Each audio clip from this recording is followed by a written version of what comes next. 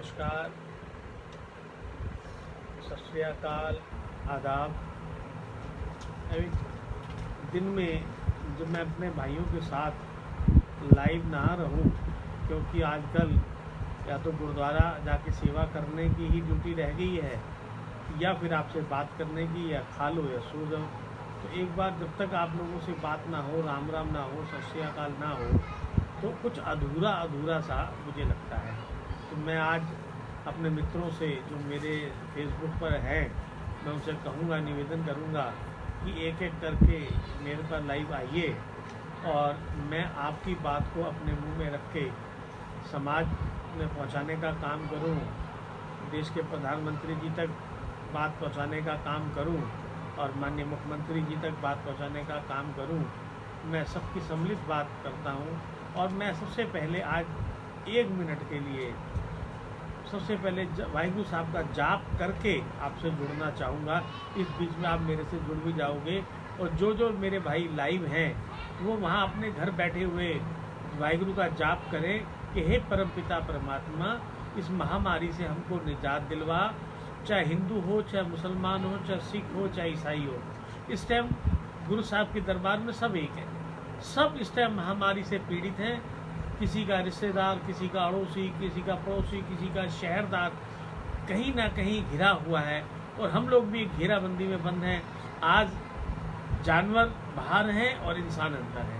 देखो, कुदरत ने कहा कि इंसान ने अपने आप को बड़ा मानना चालू कर दिया था, तो कुदरत ने एहसास कराया कि मेरे बिना आप कुछ नहीं है, मेरी वजह से ही आप हैं और ये सच्चाई है, हम इसे मानना चाहिए।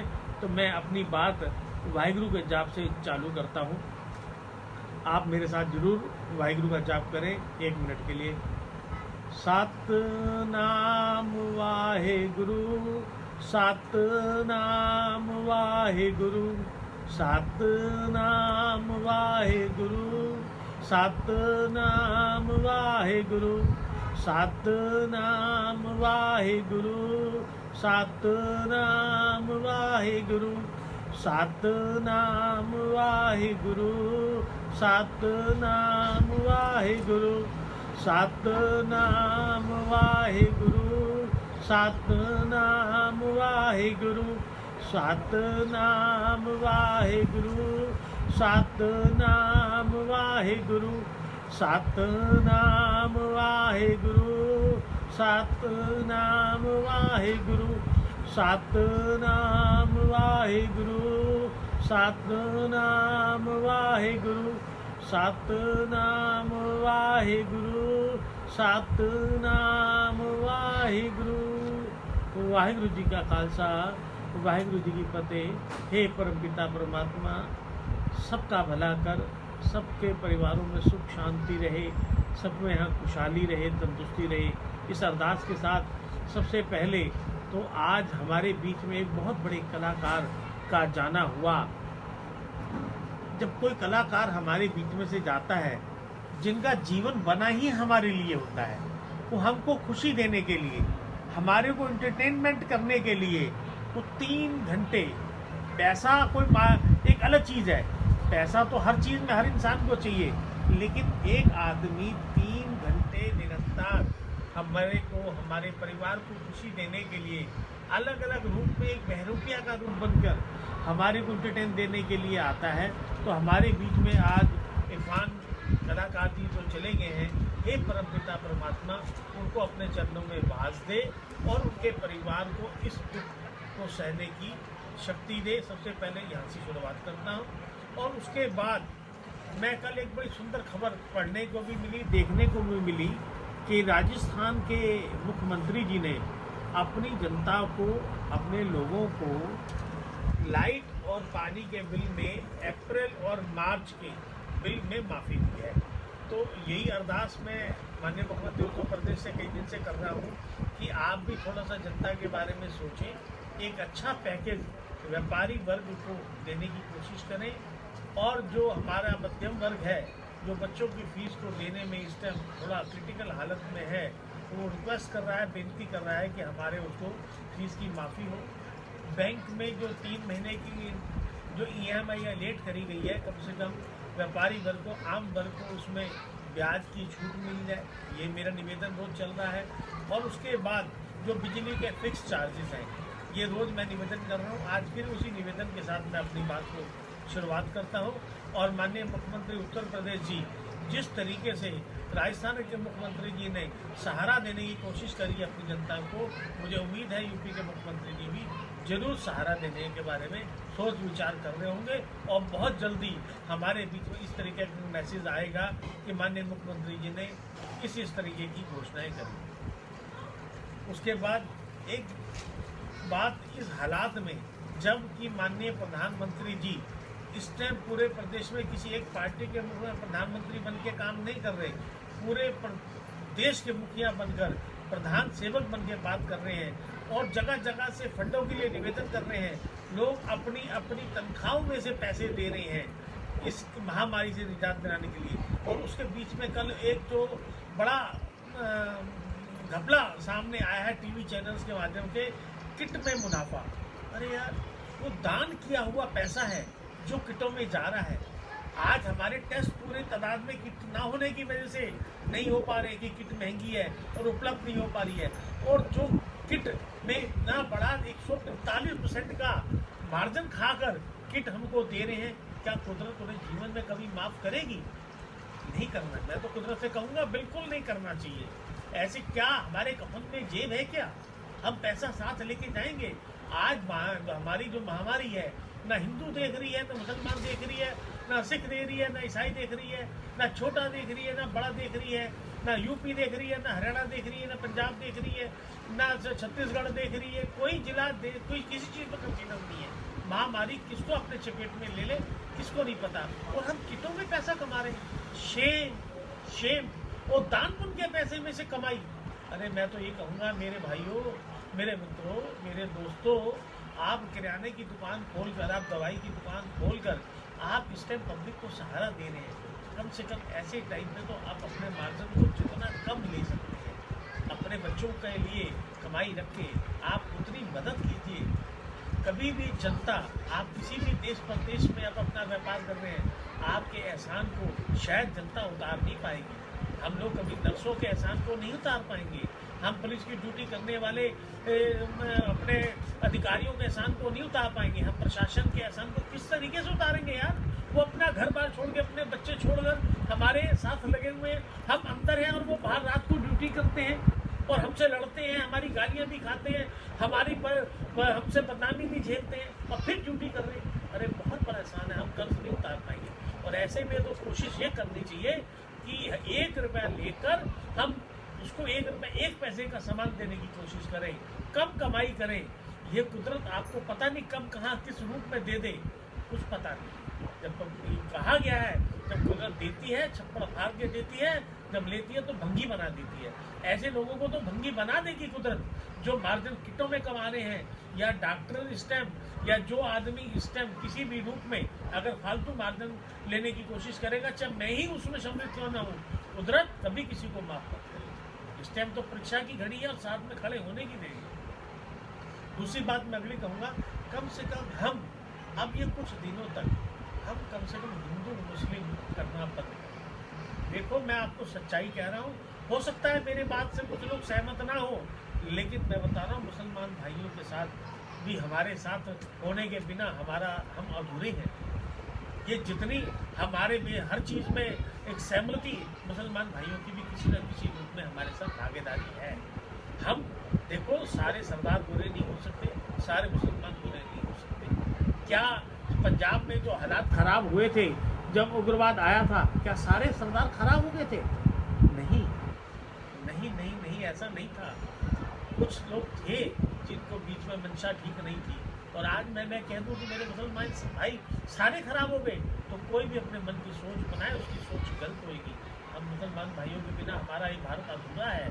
मैं सच्चाई कहना चाह रहा हूँ, हम हिंदू मुस्लिम बंद करें, मानव बन के, इंसान बन के हम भागीदारी निभाएं। हे मेरे पिता परमात्मा, हम मुसलमान भाइयों के लिए अगली पंक्ति में आगे खड़े हो। अगर कोई हमें पता लगे तो कोई मुसीबत में है, जो इस तरीके की महामारी फैलाने का काम कर रहे हैं, वो मुसलमान नहीं है, वो मुसलमान नहीं है, वो शैतान है। अगर उन्होंने इस तरीके की महामारी फैलाने की सोच बनाई है तो कुदरत कोई माफ़ नहीं करेगी उसको, किसी न किसी रूप में उनसे बदला ले लेगी। अरे इंसान ने तो किसी भी उसने धर्म में जन्म लिया हो, इंसान कैसे चाहेगा मैं दूसरे इंसान को मार दूँ?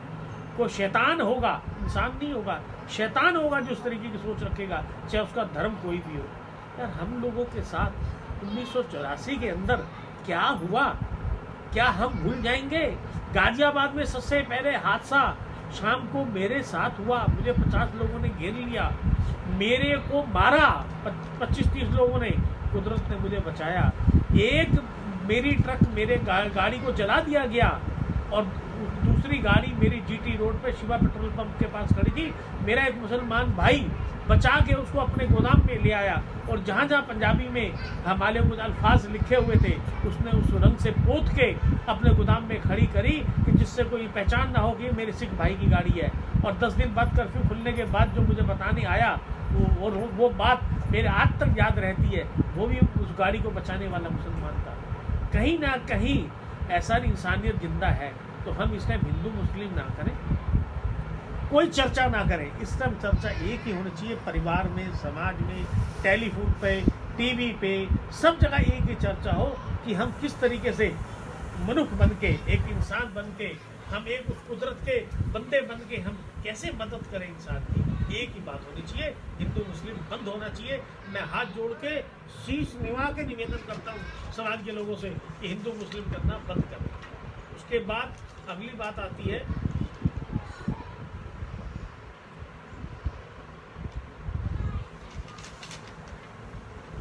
अब सबसे बात होगी। अब सबसे अगली बात मैं करना चाहता हूँ अपने अन्नदाता के बारे में, अपने किसान भाइयों के बारे में।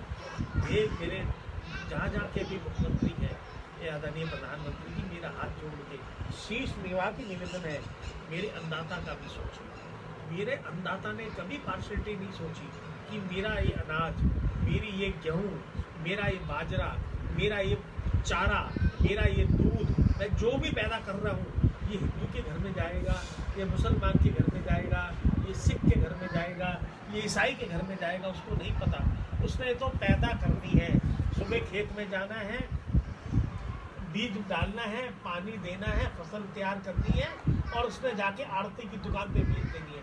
उसको कुछ मतलब नहीं है किसके घर जा रही है, कोई भेदभाव नहीं है। तो मैं ये कह रहा हूँ किसान भाइयों के साथ पार्शलिटी होती है, जितना हक उनको मिलना चाहिए मेरे किसान भाई को, मेरे अन्नदाता भाई को उतना हक नहीं मिल जाता है।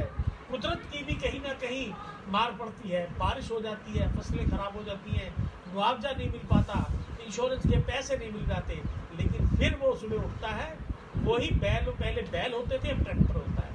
पहले 2 बैलों को जोड़ा जाता था और किसान खेत में पहुंचता था, अब वो ट्रैक्टर को स्टार्ट करके मेरा किसान खेत में पहुंचता है, वही पानी डालता है, वही बीज डालता है और धूप में सड़ता है और सिर्फ उसको फल की इंतजार रहती है। और जब उसको गन्ने की जब पैसा नहीं मिलता है, गन्ना बेचने के बाद, मिलों में देने के बाद, जब उसको अनाज की पूरी कीमत नहीं मिलती है, जब उसको आलू की कीमत पूरी नहीं मिलती है, जब उसको कपास की कीमत पूरी नहीं मिलती, तो ज़रा एहसास करके देखिए क्या मैं किसान हूँ और मेरे साथ हो तो कैसा होता है। व्यापारी अपनी मांग करता है कि मुझे ब्याज की छूट मिलनी चाहिए, मुझे पैकेज मिलना चाहिए। अरे किसान कहाँ पैसे पैकेज मांगे? और जब कोई बात आती है, सिर्फ किसान कब याद आता है? किसी भी पार्टी का मैं नाम नहीं लूंगा, किसी भी पार्टी को किसान कब याद आता है? जब चुनाव आता है। चुनाव से पहले लोन माफ करे जाते हैं, चुनाव से पहले किसान की बात करी जाती है, 5 साल से पहले विधायक का चुनाव होगा, MP का चुनाव होगा, तब सिर्फ हमारा किसान याद आता है और किसानों की बात करी जाएगी। और जबकि 70% हमारी पॉपुलेशन किसान पर आधारित है।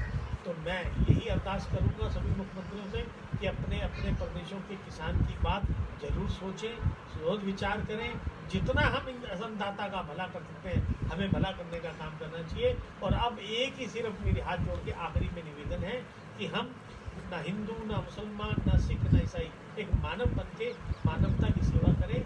सुबह उठते हुए शाम को सोते में अरदास करें, हे परमपिता परमात्मा, हमसे जो गलतियाँ हुई हैं तो हमको माफ़ कर और इस महामारी से निजात दिला।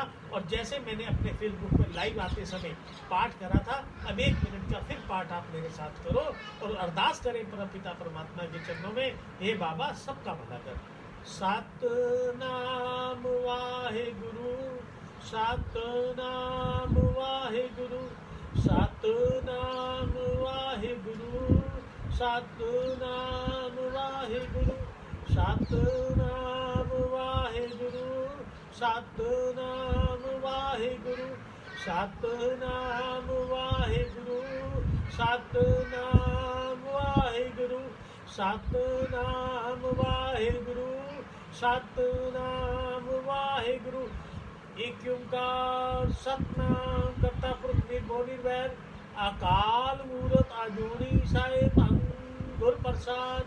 जब आद सच जुगाद सच है भी सच, नानक होसी भी सच। इस पाठ में, इस मूल मंत्र में हिंदू भाई की भी अरदास लग गई है, सिख भाई की भी अरदास लग गई है, मुसलमान भाई की भी अरदास लग रही है। एक ओंकार परम पिता परमात्मा एक है, उसको कोई पैदा करने वाला नहीं, वो पहले भी था, आज भी है, वो हर जगह है, हर इंसान के अंदर है।